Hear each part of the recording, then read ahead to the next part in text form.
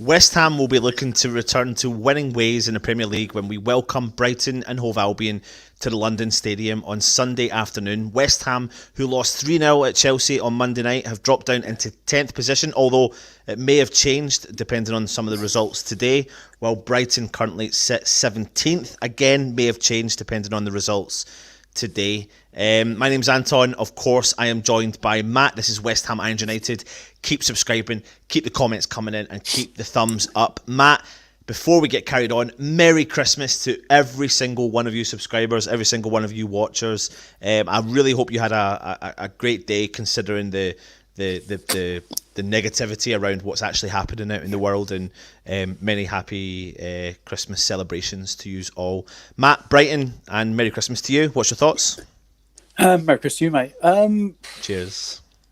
I don't know. It's a strange one. It's like 8 years since we last beat Brighton. Oh, mate, don't. We have an awful record. One blessing, there's no Glenn Murray, so I don't know if our fortune's going to change. Yeah. It's a good... Listen, mate, you make a massive valid point. And Glenn Murray, my word, the amount of previews we've done and we've talked about him, and right enough, we've always feared him because he's always popped up with a goal or an assist, and he just does the work over us, doesn't he? But it seems to be Brighton do the work over West Ham. I mean, like you said, and I'll just, before we bring on the opposition fan, let me just show you the recent history between the clubs. You have to go back all the way to 2012, Matt. Yep, 8 years. Yeah, eight years, and in those 8 years, we've played each other, is that 6 times, and we've lost 3 draws, 3 losses. Yeah, absolutely, mate. So, hopefully, West Ham can have some Christmas cheer. But without further ado, we've got to do it. Let's bring on the opposition fan. We've been doing it all season, so let's come in and talk about Brighton. So, AD from the Albion.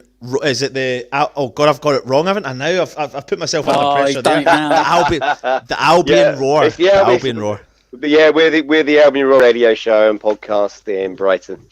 Brilliant. Yeah. Thank you so much, AD, and Merry Christmas to you. And I hope you don't get a little late delayed Christmas present tomorrow, mate.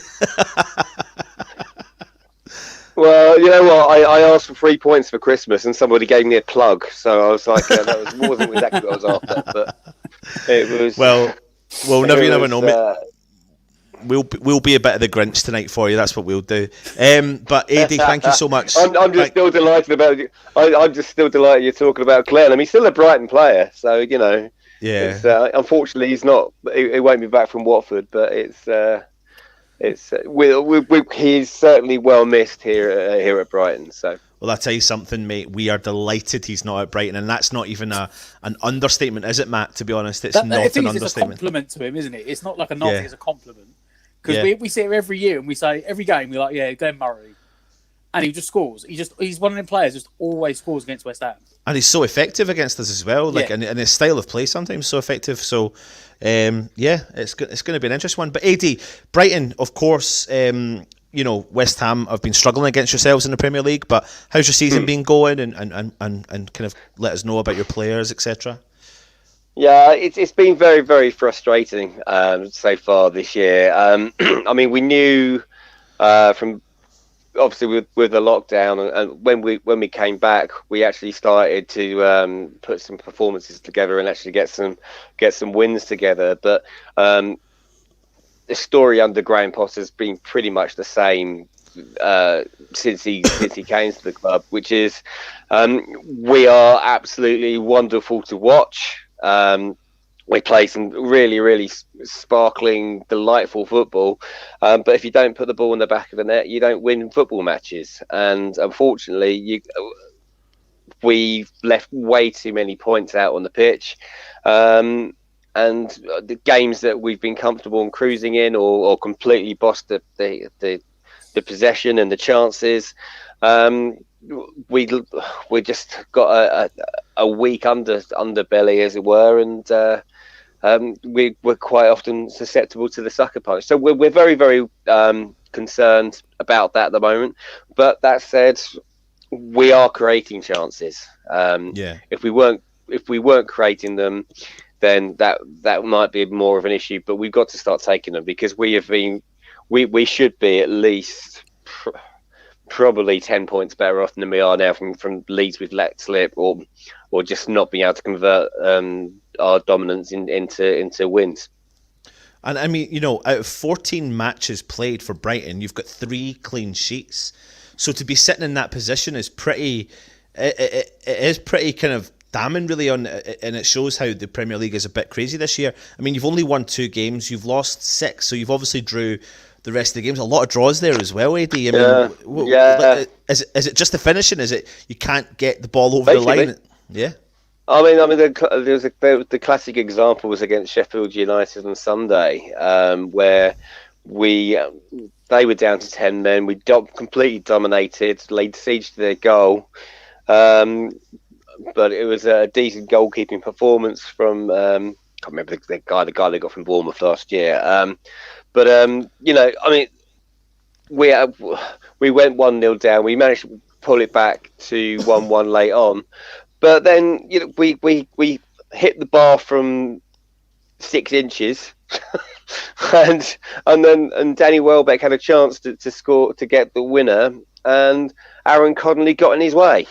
So in a classic 50p headed kind of, it was, it went backwards rather than in the goal, and it's just frustrating, because the chances are there, the opportunities are there to win games. You mentioned the defence there; it has been not as strong possibly as it previously had been. I mean, the Duncan Duffy Gestalt entity that they were, that's long gone. Shane's now at Celtic, and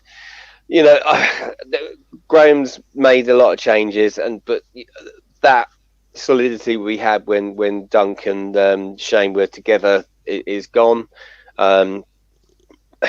Graham Potter likes a zonal marking, which is something which I hate with a passion. I don't think it works. I think you've got to. It's too. It leaves too many questions. It's like no, after you, no, after you, no, please, and then they scored. We've tightened up a little bit. We were conceding an awful lot of goals from set pieces. That's kind of we solved that problem to a certain degree. But at the end of the day, it's just putting the ball in the back of the net. I mean, we're playing okay, but we're 17th. We're nervously looking over our shoulder. We've drawn against Burnley, West Brom, Sheffield United. They all at home, and these are games which we should have won. We were the performances would say. I mean, I don't even know what XG is, quite frankly. But I mean, a lot of people talk about it. But we're set. Our XG is we're second in the table. We should have scored more goals than pretty much everyone else this season, if you believe that stuff. I mean, like I said, I don't know what it is. It's just a made up stat. I mean, we all have a bit of stat porn, but it's like, what is that? Do you think genuinely? I know myself and Matt were talking about Glenn Murray, but do you actually think you miss a type of threat up front with him? I take it. Well, we've got the threat. I mean, Danny Welbeck is probably an improvement on Glenn, but Glenn is a Brighton legend. He understands the ethos of the club. He just gets it, and he's a natural. He's a natural born goal scorer. He doesn't mind if it comes off his backside or his shin. But it's I mean, there is a possibility that we might be able to recall him in January, possibly, but I can't see that happening. There's a reason that Graham Potter didn't want him here this season. Glenn would have stayed happily. He would have. I mean, he still lives here. He's still very much involved in the club, but he's not getting a sniff. He's not getting in the game time he probably would have expected at Watford. So there's a possibility that he could possibly come back in January, but he would go back out on loan, probably to Forest to link up with Chris Hughton again. But look, we've got strikers. I mean, their confidence is on the floor. That's the problem. Yeah. Talk to me about the signing you made in the summer, Lallana. Has he been starting recently, and how's he been? How's his time been at Brighton? Well, I mean, he's made of glass, but we knew that. But he's got the potential to be a really, really important player for us, and he's a player that has to be managed. His minutes needs to be managed.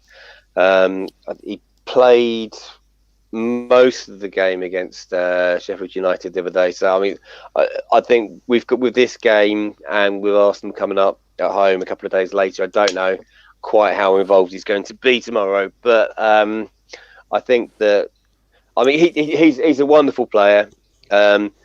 He's certainly got the intelligence.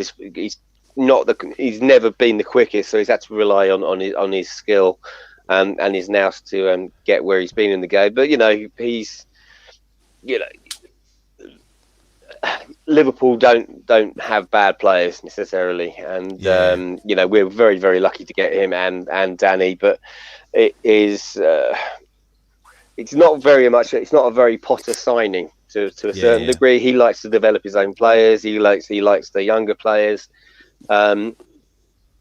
But I mean, we just want to, we just want to win. We just want to win. Want to get a win over the line. It would do the world of good, because it's like I think Graham's just trying to find a cure to it, and he's just trying all sorts of different formations and different lineups. We're beginning to get a little bit worried. Yeah. Matt. Who would you say is your kind of biggest threat when it comes to Brighton from the current setup? Well, I was going to say Lamptey, but I understand he's possibly not playing tomorrow. Talking about him possibly being injured. I'm not entirely sure. We're managing a little bit of a hamstring problem with him at the moment. He's such an exciting player. He's tiny. He's got a low centre of gravity. And he just likes running at players, and defenders hate people running at them. And he gets himself into the box. He creates a nuisance for himself for us to go and miss the chances. So he's absolutely one to watch. I think that there's a lot of interest in him. I think he will still be here come the end of January. But I think after that, I think his agent will be fielding a lot of phone calls, because he will be a lot of the top clubs are already talking about him. But he took the chance. We want to see players like that, because he could have quite easily stuck around at Chelsea picking up a massive pay packet, but he said no, I want to play, and we came in for him. He had a relationship with Dan Ashworth through the England age group stuff, and we're very lucky to be able to get him and get the deal over the line. But he's such an exciting player. And that's the sort of player that we want to see at Brighton, and everyone wants to have that sort of player in their side. And we're very, very good at developing players. We've got a really good academy. One thing with Graham Potter is there is a pathway from the academy through to the first team. It's if you're good enough, you're old enough type mentality, and we're seeing a lot of progression with that, and we're seeing a lot of players being given the opportunity. But at the end of the day, we just need players on our side that have that little bit of experience, and will actually help us to win games, because that is the problem with the style of play. Great, we're mostly happy with the players, but we've had you want most of your players to be probably consistent, and you want them to have 6, 7, 8 out of 10s every week. We've got 5 players that are doing that, but we've got a lot of players that are just not on form, or possibly carrying a knock, and not being as consistent as they possibly should be. With 4 goals this season, then Maupay, how's he been performing for you this season? And is he someone that a lot of people are coming in the comments now saying that's the threat that they see coming from Brighton? So it's always good to hear the actual fan tell us. Neil just needs one to go in. His goals often come in clumps, so he'll go 6 or 7 games without a game, and then he'll score like five in 3 or 5 over the next, and then he'll have a barren spell again. His confidence at the moment isn't high. He's been dropped quite a lot recently. There was rumours of some disciplinary issues going on behind the scenes. So that there's, he's a player that is very, very much appreciated by us. Strikers are always going to be judged on goals, right? So, but his all-round play is good. He's probably more of an instinctive finisher than he is. If he has to think about it, if he's got time to think about finishing, you can probably miss. If it's taken on instinct, then he'll probably score. He should. I mean, he's got 4 goals this season. I mean, he's probably taking 1 in 7, and that at this level, that's not acceptable, frankly. He needs to. So that we know there's a player there. He's very young. He's very raw. He's got a little bit of the devil about him. He often winds up the opposition supporters and players. He really gets people riled up. But he just needs to be doing what he's actually paid to do and put the ball in the back of the net. Because, again, go back to what I said, we're creating the chances. The amount of clear-cut chances that he's missed this season, it's not acceptable to us at this level. But Danny Welbeck, he's missing clear-cut chances as well. Well, listen, I'm going to roll up some questions for you, and I want to hear your kind of brief opinion on West Ham. How you think Potter is going to set up against West Ham, and then I'll bring up the team that you fielded against Sheffield United and see if what you think they'll be fielded against West Ham, if that's okay, AD. Okay. So first one is, what's your brief thoughts on West Ham and what threat do you see and etc. coming from the opposition for yourselves? You know what I mean. I've been very, very impressed with the Hammers this year. I think David Moyes is actually finally getting a tune. I think West Ham fans might actually be beginning to appreciate him a little bit. I mean, his football isn't necessarily the most progressive, but he's a very good at man management. He knows how players work, and he's beginning to actually get the best out of some of your players that have been underperforming. We are concerned about certain players, but West Ham are generally, after last year where you could have quite easily gone down, the progression that you've made this year, and that you're actually beginning to get the results that you deserve. You've got some really, really outstanding players there, and they were just massively underperforming. And without Antonio last year, you probably would have gone down. Yeah, absolutely, mate. Nail on the head there, 100%. How do you think Potter will set up then against the likes of West Ham? Absolutely no idea. That sounds like a very West Ham fan answer from last year. That sounds like, because we had no idea from one game to the other what was actually going to happen. But we've learned never try and second guess a Graham Potter side. Basically, I mean, he does like to select on a horses for courses basis. I think we would probably like to see a little bit more consistency in his team selection to a certain degree. And I've brought up the team for you that you fielded against Sheffield United there, AD, as well. Yeah, I mean, the defence will probably be the same.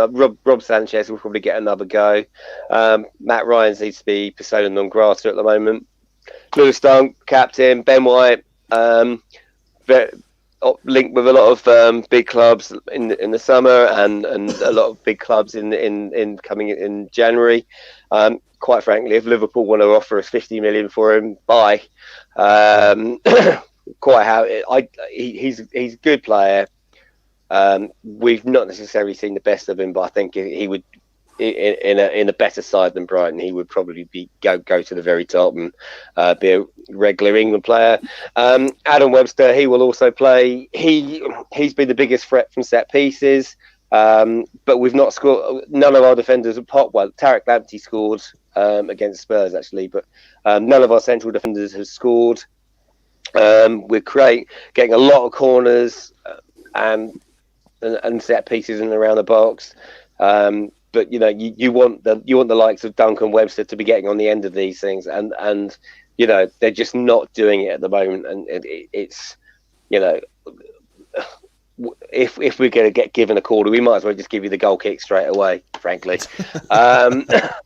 Yves Bissouma has probably be our best performer this season. Absolutely wonderful player, capable of some absolutely stunning goals as well. He's pivotal to the way we play. He's kind of like the metronome that sets the tone for what we're doing. He'll probably be the one that will unlock any doors. Lallana, I suspect he probably won't play. I think we'll see Pascal Gross come in. And then you've got Leandro Trossard, who has the potential to be one of the best players in Europe, but potential and reality is two very, very different things. When we signed him, he was the heir apparent to Eden Hazard in the Belgian setup. He's shown glimpses of that, but quite often he just doesn't bother to turn up. And he scored. He got the put in a recent game against Man United at home, where we lost after Man United got given a penalty after the final whistle, which always goes down well. But Leandro, we're still trying to work out where that extra time came from as well. When you equalise with the last kick of the game, when the ref puts up 3 minutes, and after 7 minutes, you're still playing. It's very much Man United will win at all costs type thing, isn't it? But but Leandro got the perfect hat trick in that game. He hit the left post, the right post, and the crossbar. That's just very typical West Ham as well, though, AD. Don't worry about it, mate. It's very typical West Ham. It's frustrating. Yeah. But Matt, we can challenge the whole kind of crossbar and the post. I mean, I think this season West Ham are holding a record, and that's, imagine that some of those goals had actually gone in, Matt, where we would probably be. I think, is it 11 now? I think it's 11 times so far this season. We're ahead of you. Oh, are you? Yeah. I think we're up to 22. Oh my word! Oh my word! Or something like that. I'd like to remind our players that you're meant to do the crossbar challenge in training, not in the match. But it's. Well, AD, listen. I just want to ask you a couple more questions. The first question is: who is the one man that West Ham should fear tomorrow? Who is the one man that Brighton fear from West Ham the most for tomorrow? And then finally, we want your predictions for the game tomorrow night. Okay. Again, I can't really answer the question because it depends on what side he puts out. If he plays, I would say Tarek Lamptey. He'll be the one that will be twisting you in knots. In terms of your players, I can never remember. Who's the fellow you got from Hull whose name always escapes me? Jared Bowen. Jared Bowen, that's the one. He's a player that we are actually you beat us to. We're actually trying to sign him ourselves, and he's a player that's come into the league and he's actually settled very, very well. And he came in last year and he looked at home at this level straight away, and he's he's a handful, and our main concern is with again set pieces. We've been conceding most of our goals from there. So anyone who can actually head the ball, it could be an issue. I mean, we don't concede too many goals from open play. It does tend to be from set pieces. So that could possibly be our undoing. But I mean, we need to be. I think we've been too nice this season. I think we're not.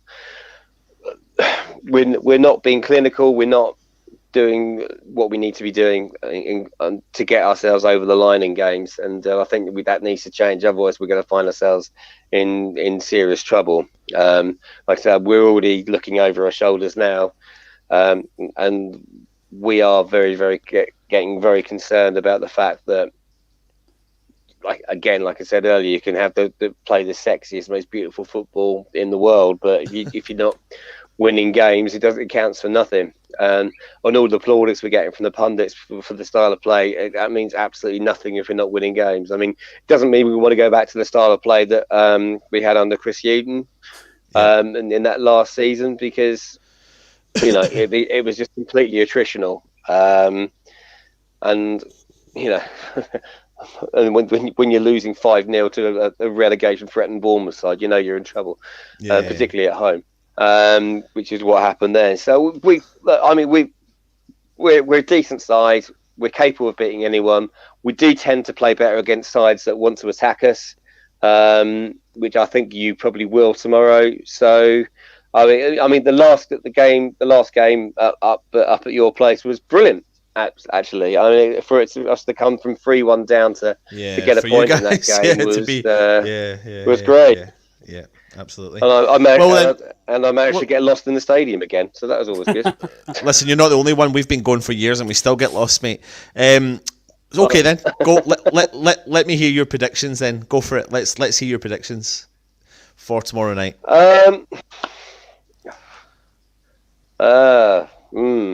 Yeah. Well, I've got to be confident. I mean, our record against you lot is okay. I suspect we're going to be looking at another draw. It'll be a score draw. I couldn't, probably 1-1. I would say 1-1, right? Okay. Which we will probably take. But like I said, we're desperate for the points, and we need them to. We just need one of those chances we're great to go in and to continue to be solid at the back. So, we don't mind winning ugly if it means getting the points. Yep. Well, Eddie, listen, mate, thank you so much for joining us. Matt, you want to give Eddie any questions before he heads? No, I was just going to say... what is he? Yes, I have had a seagull nick my chips. That has happened. Is that a question? Of Connolly? I've never seen him before, like, say, Project Restart, but since he's come into the team, he's actually... Like, I look at him, he's always on the ball, he's always making runs, he always makes life difficult for players. Like, what do we expect from him? Yeah, I mean, he's a live wire. He's one of the frustrating poor finishers at the moment. Against Liverpool, he absolutely ran them ragged, and we ended up getting 2 penalties in that game. But it was quite often he's just not turning up in games. He's only young. He's 19. He's got the world at the feet if he wants it, but he's just. I think he's got a little bit of. I think in his head he's made it already, and he's got an awful lot of work to do. He's missing way too many easy chances. He's started 40 games. He's played 40 games for us now and scored 4. He should be into at least double figures. He's got the potential to go all the way if he wants to, but he's just got to get his attitude right. Eddie, I just want to say that people in the comments are absolutely loving you on tonight, mate. Absolutely thinking you're a great guest, and they're also saying, people are saying that you're being you feel like there's a defeat coming, but people are saying it's not that you're a defeat coming, you're just being real about your side in the current moment. You need the points, you want the points, but you're also understanding that you just can't get that ball over the line, etc. And there's loads of comments in there totally thanking you as a guest for tonight. So thank you very much, Eddie, for coming on. And people, please make sure you go and check out the Albion Roar. Did you say it was? I know you said it was a radio show. Is there a podcast as well? Yeah, we're on Radio Reverb in Brighton, and we're also on podcast and everywhere else. Basically, if you can't find us, you're not trying hard enough, frankly. But it's not difficult. But yeah, no, we're kind of everywhere. I mean, we've been doing it a very long time now. We've been doing it since podcast pretty much started. So brilliant. So we're in our 15th year now, I think, doing Fantastic. it. So it's yeah. I mean, quite frankly, we just talk bollocks, but it's. But it's, well, listen. Like I said, sometimes we even know what we're talking about. But you know. Yeah. Well, what we'll do is we'll get a link in the description below for your podcast, etc. And all the best for the season, Eddie. Not for tomorrow, but after tomorrow, I don't mind what you do. I hope he's going a nice little run for the new year. But just thank you very much for the 3 points, West Ham. Thank you very much. Thank you very much. Eddie, thanks very much, mate, and hopefully we'll speak to you later on in the season. Cool. Cheers for that, Cheers, mate. Take Cheers, care. Mate. Thanks, guys. All right, bye. Merry Christmas again. Yeah, Matt. So really cool again to have another opposition fan on, and really well received by the fan base in the chat. Yeah, he was a top bloke, wasn't he? To be fair. Yeah. I mean, absolutely. He was really nice, honest, good assessment of his own team and players. Yep. You know, I mean, you don't always get that, but you don't expect that. You know, it's a bit of banter, and sometimes you've got to stick up for your team. But you know, he was pretty. I mean, I think he might be the first guest we've come on that's predicted a draw. Like he's not predicted his team to win. Yep. Fair play. And that was you know, he said as well, I don't know if you noticed what he said is, I need to be confident, so I'm going to go for a 1-1 draw. And I was like, okay, that's pretty cool. But well, listen, let's quickly get on to, we're going to try and fly through the rest of these because we've got a lot of shows coming up over the next few days. A lot. When I say a lot, we've got a lot coming up. So we're going to try our best to bring you a quick preview of West Ham. We didn't realise we'd spend 25 minutes talking about Brighton, but that's part and parcel of the preview show, etc. So let's go and check out what the gaffer had to say.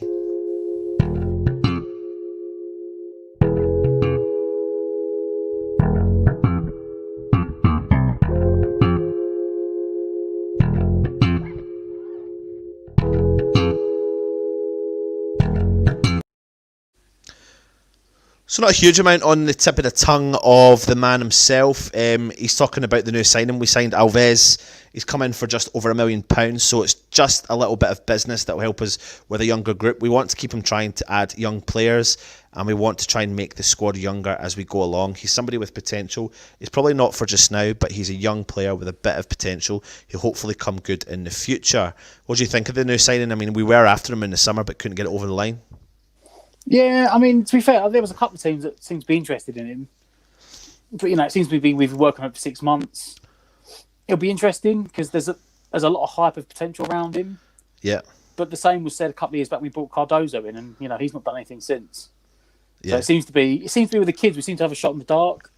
If they're like £1-2 million, we seem to just chuck it on them if they've got potential and see what happens. You know, I think Moyes said he's not for the now. He'll go into the under-23 squad. Yeah. Well, no, who knows? We'll see. Let's see what else Moyes is saying. He's talking here about Graham Potter and Brighton. They've got a good recruitment policy. They're building. They don't see anything with a short-term view. So from that point of view, it makes me feel that Brighton are a club who wants stability. That stability might take a little bit of time, but they've got a team full of very good players. It's going to be a tough game for us. And then, you know, there's kind of a similarity, I suppose you could say, in what he's saying in terms of what West Ham are trying to build under Moyes. Yeah. It is a similar approach. You know, I think everyone calls it the Red Bull approach. Yeah. You buy young players, you develop them, and then you sell them for big money. Yep. To the bigger teams, you know, and you make yourself sustainable and you run a good team. As long as you only lose 1 or 2 players each year and you replace them with young players. Yeah. You know, potentially Cardozo could come good, and you could have Cardozo and Alves, you know, for the next 10 years. But who knows? Yeah, of course. Yep. Well, listen, lots of chat now about, obviously, after the Chelsea game, Moyes has made a few kind of decisions that maybe fans aren't particularly happy about. And, you know, it was a very Moyes of last year decision to field the team that he did against Chelsea and potentially not make any of the substitutions a lot earlier. But we're on the understanding that Lanzini is back in training.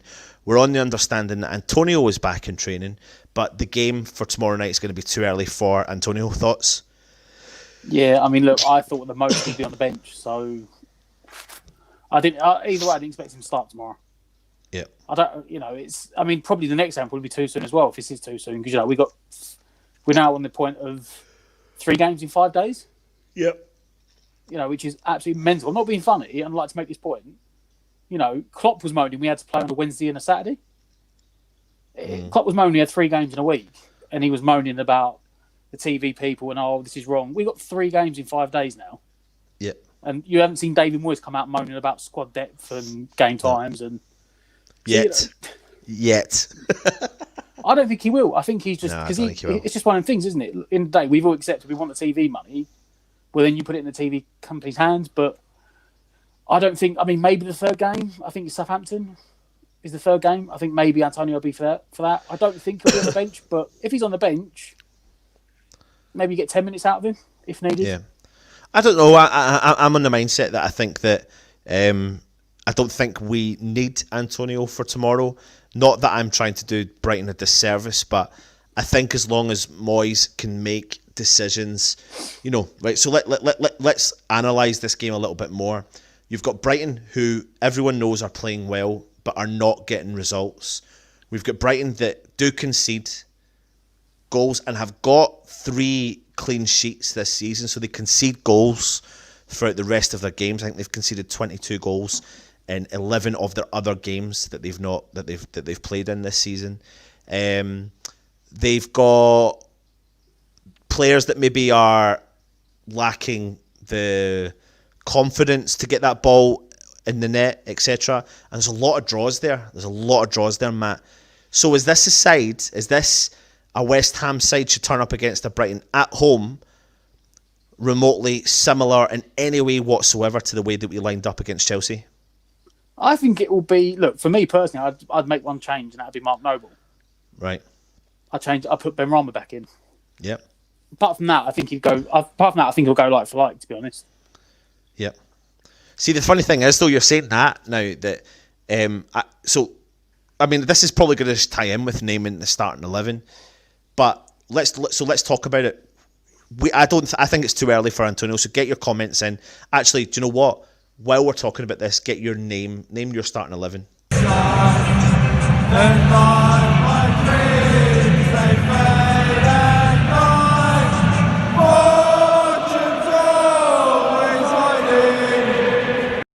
It probably gives us a good chance to actually build from the back and work our way up to the top, Matt, because there was just decisions that were made, in particular the other night against Chelsea, that I wasn't particularly happy about. A couple of the decisions in question were maybe even the substitutions, because at 1-0 with 10 minutes to go, we were still in the game. And as you can see here, we made a substitution to bring Ben Rama on for Fornals, but we were still lacking that with 1-0 to go with 10 minutes, and we weren't really penetrating, but we were starting to build a little bit. And then you felt like we had Yarmolenko on the bench, but we didn't make that substitution. And then bang, they got 2 goals in the space of a minute, and it was just a kind of, I don't know, taking the wind out of you performance, really, wasn't it? Yeah, I mean, the second goal killed us, third goal killed us. Yeah. And then apparently, if you believe the rumours, he chucked on Fredericks for appearance money. I don't really understand what that would be about. Don't really know where I'm at with that, mate. I don't know if that's, yeah. But just seems pointless to me. But yeah, you know what? Once the 2 goals went in, it was relevant. It was too late. Yeah. Like I know we did them 3 goals against Tottenham, but you're not going to do that twice in the season. 3 goals in 10 minutes. So let's look at this 11 then, Matt. We're very confident that it's going to be Fabianski in the back. Do West Ham change this and stop going to a back 4 and try and go back to a back 5? Me, yes. Moyes, no. Right. And you genuinely believe that? For me, that team, I'd make 2 changes. For me, I'd drop Noble, bring in Johnson, go back to the 5 at the back. I'd put Johnson at left wing back. And I'd drop Fornals for Ben Rama to give us a front 3. Right, okay. But for me, the only change I think he will make is Noble for Ben Rama. And that'll be the same 11. Okay, so do you want to see what I would do that would be slightly different? Go on then. I'd bring Ben Rama on for Fornals, and then obviously put him out on the where Mark Noble was playing. Fornals was playing, and then swap Noble for this man, Lanzini, who's been back in training this week. Because I think that, I'll be honest with you, I genuinely think Lanzini was going to start against Chelsea until he picked up that hamstring injury. I think he was really in contention for that game. And I think if it wasn't for his hamstring injury that he picked up, or his slight niggle, I'm not going to say a hamstring injury, a slight niggle, I think he would have either started or got a lot of game time in that game. And it was probably the perfect time to try and release the Lanzini. Because I tell you what, Matt, that's exactly what we missed against Chelsea. Was that because we all saw it, their defence was struggling, and they couldn't really struggle. They couldn't cope with a ball carrier, and the thing was, we needed more ball carriers like what we did against Crystal Palace in the second half. And if we'd have brought that other ball carrier on, like Lanzini and Benrahma working off of each other, we maybe could have penetrated Chelsea's defence a bit more. And you can totally tell that Haller performs to that level when he's got players like them around him. So, do you think, with Lanzini back in training, Benrahma there, Noble potentially dropping to the bench, that he would even consider giving Lanzini and Benrahma a run out at the same time with Bowen and Haller up top? I don't think he'll start both of them. I mean, the fact that Lanzini missed a game for that knock, I don't think he'll start. I think we'll probably see the same that we did in the Palace game, where he comes off the bench at half time if we need him. Yeah, I could see him putting. Yeah, I could see. You know what? I could see Benrahma in at number 10, and then him and Fornal swapping if it doesn't work, and then maybe at half time pulling Fornals off for Lanzini. But on the flip side, the really negative side, it wouldn't surprise me if he put the same team out. Yeah, because he said we didn't play bad. He was like, the score flattered him. Yeah, which worries me. So it's David Moyes. We know that he keeps consistency. Yeah, the most you're going to get 2 changes, and I doubt you'll get that many. I can't help but think, though, that, I mean, I don't know where you were at, and I think a lot of fan base were thinking that Lanzini was getting prompted up for a start against Chelsea. So whether or not that this little niggle has stopped Moyes from making a drastic decision, I think it's a no-brainer. I think we're definitely going to see no Noble. And that's no disrespect to Noble. I think there's a lot of people out there that are absolutely tearing into Noble for his performance in general. I know people are saying he's slow, and there's no ifs or buts about it that he is slow, but he was not our worst performer the other night, Matt. And he just gave us a different dimension. It wasn't the best dimension. It wasn't the dimension that would have got a result against Chelsea. And he is one of 11 players that have to play in that game. But I will say to that is that, yes, we still need a Mark Noble in the side, but he definitely needs to be dropped for this game, and we need that flair in attack. We've just listened to AD there from Brighton tell us that we've got a side that are playing well but are struggling to get goals. Yep. And we've got a side that are sometimes playing well, sometimes not playing well. Not so much struggling to get goals, but there's an opportunity here. Brighton concede. They've only got 3 clean sheets this season, Matt. And the 14 games played, 11, and they've conceded an on average 2+ goals per game. And that's what we need to take advantage of in this game, in my opinion. Pieces, so yeah, and we've got big men. Balls whipped in. Yeah, and we've got Augie and Balbuena. I mean, the two of them are finding their inner, I don't know what you want to call them, they're up front half the time in the second half, in particular, even up against Leeds, like Balbuena crossing the ball in for Augie's header, etc. But that's where I see it, and this is the side, this is the opportunity, and I think we said this the other night, this is the opportunity for West Ham to turn up against a team like Brighton, no disrespect to Brighton, but take the game to Brighton rather than... Well, we got hope. Yeah, because I tell you what, Matt, last season when we drew 3 each, we didn't even line up in the start of that game with the side that we should have lined up with, because it was a little bit like we rammed that midfield again, and we don't need to ram the midfield against, in my opinion, against sides like Brighton or Leeds or etc. We just need to outperform, because I think they will struggle, and I think their defence will struggle with the aerial threat of Haller. We know what he's capable of if he gets service, mate, and he needs to get the service. Fornals won't bring him the service. No. So in my opinion, it's got to be a Lanzini and a Benrahma attack, and this is the ideal opportunity for squad rotation, but to see what the real effects of putting support to Haller will be. Well, we've been saying about squad rotation. Like I said, it's 3 games in 5 days, so he's going to have to rotate. Yeah. So hopefully he does tomorrow. Hopefully we do see some changes. Yeah. Maybe Yarmolenko gets a run out. Yeah. Yeah. But that's the thing, though, isn't it? You kind of think to yourself, you come up with all these solutions and all these ideas and think this is going to be a good side, and then suddenly you... Moyes puts Mark Noble in the team. or Yarmolenko starting. There's no disrespect to either of those players, but the slight there are slight inconsistencies, ever so slight, with David Moyes, which is we perform really well for a couple of games, and then out of the blue, when Haller starts to find form, he drops and brings Antonio in. Antonio gets injured. I don't think it's any brainer for me not to see this, but we won't see Antonio tomorrow. I don't want people to get carried away with that. I'll be shocked if West Ham put him out and give him even 10 minutes, because I don't think he's got it. Don't forget the Villa game. We all said, we might get 20 minutes at the end, and he started him at half time. He was generally knackered after 20 minutes. Yeah. So that's why I said 10 minutes off the bench if we need him. That's the most I think he'll get. Yep. Like, I can't see him doing that, to be honest. I think Yarmolenko will be the striker on the bench. Let's have a look and see some of the comments, what people are saying about the starting lineup. It's funny, Matt, because people are agreeing with your Johnson decision to bring Johnson and play him out in the left wing back, and then people are agreeing with me. So it's funny to see how the fan base is totally gone between the two. Foshizi saying Fabianski, Sofao, Balbuena, Ogbonna, Creswell, Johnson, like you said, Souček, Rice, Bowen, Haller, and Fornals. See, I'd play that, but I'd have Benrahma for Fornals. Yep. Scott Randall saying absolutely agree, Matt. Johnson allows us to do the false five at the back. It's really three with two wide men. Neil T saying agreed with myself. That's related to the Lanzini and Benrahma attack. Troj is saying Johnson's best game have been on the left-hand side pre-season. Joan is saying, I worry about playing Creswell 3 games in a week. To be honest, though, Joan, yes, I get it, but he's back to what we wanted, and he needs to. He just my worry though, Matt, is even considering rotating. My concern is rotating that defence. My concern isn't in playing 3 games in a week. My concern is in playing 3 games a week at left back. Yeah.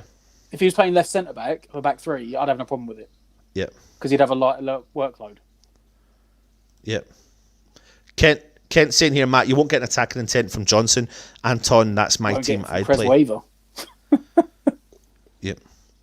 But I think what he's saying is where is because he's right-footed. I know what he's mean because he's right-footed. So if you do go down, it's not going to be like Masuaku overlapping, whipping balls in.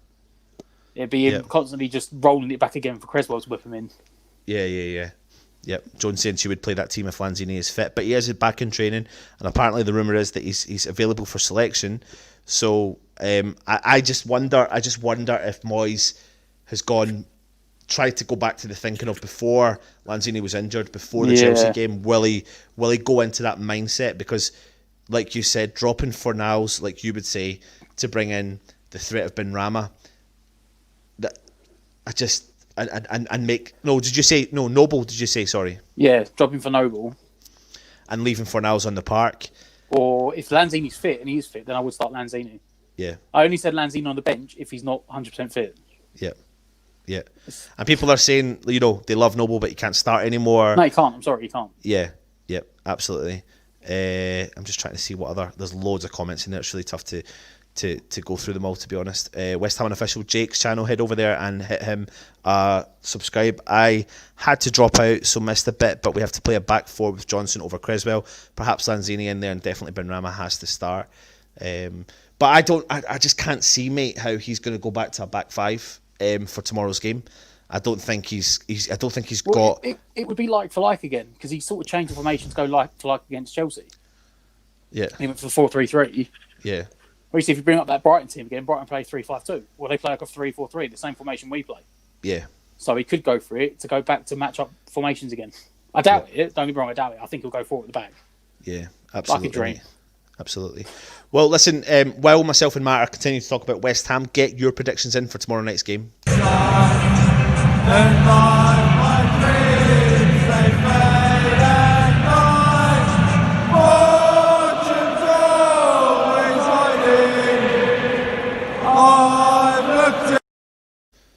One thing we can't do, though, Matt, tonight, for some reason, is we can't agree on the starting lineup. And that's something we've been able to do pretty much most of this season. And that's not a bad thing. That just means that Moyes is starting to get some maybe different ideas, and we're both trying to second guess what Moyes is going to do. And, I really want him to see them make the 2 changes up front. I think you want to see him do it. I think he will, and you want to see him do it, but you think he's only going to make the 1 change. So it's interesting, and it will be interesting tomorrow to see what Moyes will do. Is there any other kind of points you want to discuss before we move on to the predictions? No, I mean we've got plenty of videos come up to discuss stuff anyway. Absolutely, mate. Absolutely. Before we do go on to the predictions, we do have some new mugs in stock. Here's the image in there. All you need to do is head to the Irons United website, which is ironsunited.wordpress.com, and click on the store or shop link. And yeah, we've got some nice claret ones there with Brooklyn 10 on the back. And at the top there, you can see the claret and blue mug. And at the bottom right-hand side, you can see just the pure black logo mug, which a lot of people that sold out the last time actually, but we've got more of them in stock. Matt, for tomorrow night's game against Brighton, hit me up with your predictions, mate. 3-1. Oh, go for it. Tell me your goal scorers. I think Malpai will score for Brighton. I'm gonna go Souček, Haller and Bowen. Souček, Haller and Bowen. Okay. You ready for this one? Go on then. You always get excited about this one, don't you? I'm going to go for a 4-1 West Ham. Was you going to go 3-1? I took your score. Yeah, there was an element of that, yeah, because Yeah. three. I like the 3. No, genuinely. No, actually, no. I'm only joking. I'm actually genuinely going to take 4. Take 4, as if I expect us to score 4, but I don't massively expect us.